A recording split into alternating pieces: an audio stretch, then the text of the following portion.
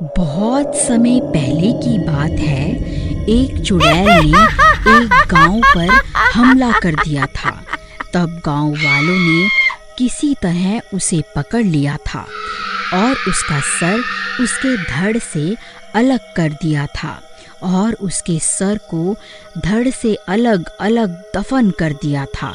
फिर कुछ सालों के बाद एक मजदूर जंगल में खुदाई कर रहा होता है। तभी खुदाई करते करते उसे कुछ बाल दिखाई देते हैं। अरे ई का है, ये बाल किसके हैं? फिर गोपी उन बालों को पकड़कर खींचने लगता है। तभी उसके हाथ में उस चुड़ैल का सर आ जाता है। अरे मर गया रे, ये क्या चीज है? ये तो किसी का सर है। हाय रे, अब क्या करूं? ये तो किसी चुड़ैल का सिर लगता है। हे भगवान, ये मुझसे कितनी बड़ी गलती हो गई। अब क्या करूं? हाँ, एक काम करता हूँ, इसे गांव लेकर चलता हूँ। इसे गांव के सरपंच को सौंप दूंगा, फिर वही फैसला लेंगे कि इसका क्या करना है। फिर घर पहुँचते पहुँचते उसे रात हो जाती है। फिर वह उस सिर को खिड़की के पास रखकर सोने चला जाता है। फिर आधी रात होते ही उसमें जान आ जाती है। आखिरकार मैं आजाद हो ही गई। गांव वालों, अब तुमसे बदला लेने का वक्त आ गया है। अजी देखिए ना, साथ वाले कमरे से कैसी अजीब अजीब सी आवाजें आ रही हैं।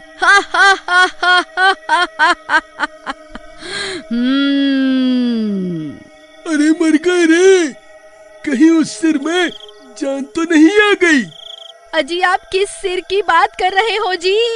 हाँ, जब मैं जंगल में खुदाई कर रहा था तब मुझे एक सिर मिला था। मैं उसे घर ले आया, सोचा था सरपंच को सौंप दूंगा, लेकिन रात हो गई तो इसे घर पर ही रख लिया। अरे नास मिटे, चुड़ैल का सर घर पे क्यों ले आया? हे भगवान, अब क्या होगा? तभी वह सिर उनके कमरे में आ जाता है। अच्छा, तो तू ही है जिसने मुझे आजाद करवाया है। हाँ जी चुड़ैल जी, मैंने ही आपको जमीन से बाहर निकाला था। कृपा करके हमें छोड़ दो। ठीक है, तेरी वजह से ही मैं आजाद हुई हूँ, इसलिए तुझे छोड़ रही हूँ। लेकिन उससे पहले तुझे मेरा एक काम करना होगा। तुझे वापस उसी जगह पर जाकर मेरा धड़ भी खोद कर निकालना होगा। अरे मर गए रे, अब क्या करूं? नहीं नहीं चुड़ैल जी, मैं ऐसा नहीं कर सकता। तो फिर ठीक है, मरने के लिए तैयार हो जा।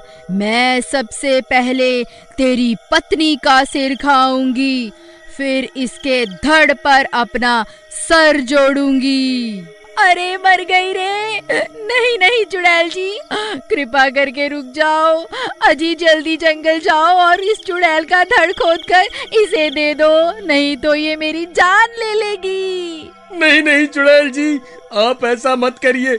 मैं अभी आपके साथ चलता हूँ और आपको आपका धड़ ढूंढ कर देता हूँ। फिर वह कटा हुआ सिर और गोपी आधी रात को जंगल की ओर चल देती हैं। फिर उसी जगह पहुंचकर धड़ की तलाश शुरू कर देता है। वह बहुत देर तक खुदाई करता है, फिर उसे वह धड़ भी मिल जाता है। चुड़ैल अपना धड़ देखकर खुश हो जाती है। तभी गोपी वहां से भाग जाता है। फिर वह कटा हुआ सर उस गड्ढे में चला जाता है और देखते ही देखते पूरी की पूरी चुड़ैल गड्ढे से बाहर निकल आती है।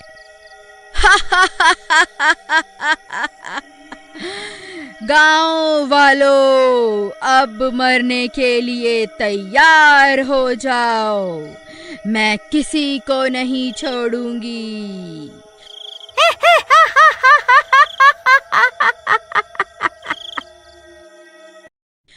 फिर गोपी भागता भागता सीधा सरपंच के घर पहुंच जाता है। अरे सरपंच जी, दरवाजा खोलो, अनर्थ हो गया है, वह सिरकटी चुड़ैल वापस आ गई है। फिर सरपंच अपने घर से बाहर आता है। फिर गोपी उसे सारी बात बताता है। हे भगवान, ये क्या अनर्थ हो गया? हमने उस चुड़ैल के 2 टुकड़े किए थे, अब वह बदला लेने के लिए वापस जरूर आएगी। हमें अभी कुछ ना कुछ करना होगा। तभी वह चुड़ैल जंगल से निकलकर वापस गांव में आ जाती है। ए गांव वालों, कहाँ छुप कर बैठे हो? तुम लोगों ने किस तरह मेरे 2 टुकड़े किए थे? अब बदला लेने का समय आ गया है। सब गांव वाले छुप छुप कर उसे देखते रहते हैं और वह चुड़ैल अपने शिकार की तलाश में गांव की गलियों में घूमती रहती है। सरपंच जी, वह देखिए, वह चुड़ैल गांव वालों की तलाश में इधर उधर घूम रही है। अगर कोई गांव वाला इसे मिल गया तो ये उसका सिर धड़ से अलग कर देगी। भाई, किसी के पास कोई तरकीब है तो बताओ, वरना सुबह होने तक कोई नहीं बचेगा। सरपंच जी, मेरे पास एक तरकीब है। हम इस चुड़ैल को उस पुराने घर में कैद कर सकते हैं। मैं इस चुड़ैल का भोजन बनकर उस घर में जाता हूँ, ये मेरा शिकार करने वहाँ जरूर आएगी। फिर इतना बोलकर भीमा भागकर उस घर के बाहर पहुँच जाता है और उस चुड़ैल को पुकारने लगता है। ए चुड़ैल, देख, तेरा काल यहाँ खड़ा है। मैंने ही तेरे 2 टुकड़े किए थे, इतनी जल्दी भूल गई क्या? अच्छा हुआ जो तू खुद मेरे सामने आ गया। मुझे कब से तेरी तलाश थी। रुक, तुझे अभी बताती हूँ। फिर जैसे ही चुड़ैल भीमा की तरफ जाती है, भीमा भागकर घर के अंदर चला जाता है और एक जगह पर जाकर खड़ा हो जाता है। उस घर की छत पर गोपी और शिवा पहले से मौजूद होते हैं। भीमा भाई, तुम घबराओ मत। जैसे ही चुड़ैल तुम्हारे करीब आएगी, हम तुम्हें ऊपर खींच लेंगे। फिर चुड़ैल भी भीमा का पीछा करते करते उस घर में घुस जाती है। अब मुझसे बचकर कहाँ जाएगा मूर्ख? फिर जैसे ही वह चुड़ैल भीमा पर हमला करती है, तभी गोपी रस्सी को नीचे फेंक देता है और भीमा उस रस्सी के सहारे घर की छत पर चढ़ जाता है।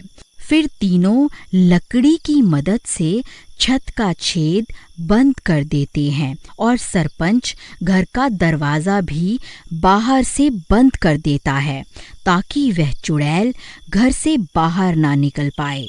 फिर वह चुड़ैल उस घर में कैद हो जाती है। ए मूर्ख गांव वालों, तुम्हें क्या लगता है तुम मुझे इस घर में कैद कर लोगे? भाइयों, मुझे लगता है हम ज्यादा देर तक इस चुड़ैल को कैद नहीं कर पाएंगे।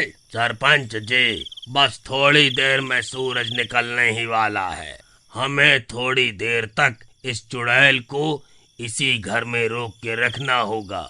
फिर चुड़ैल जोर जोर से दरवाजा पीटने लगती है। तभी दिन हो जाता है और आकाश में सूरज निकल आता है। फिर गोपी छत पे रखी लकड़ी को भी हटा देता है ताकि सूरज की रोशनी अंदर जा सके। फिर सूरज की रोशनी घर के अंदर जाते ही वह चुड़ैल तड़पने लगती है। ए गांव वालों, तुमने फिर से मुझे धोखे से इस घर में फंसा लिया। ये तुमने अच्छा नहीं किया। अरे मर गई रे, हाय हाय मर गई रे। ये सूरज तो मुझे जलाकर ही दम लेगा। फिर देखते ही देखते वह चुड़ैल जलकर राख हो जाती है और एक बार फिर गांव वालों की एकता की वजह से लोग चुड़ैल से छुटकारा पा लेते हैं।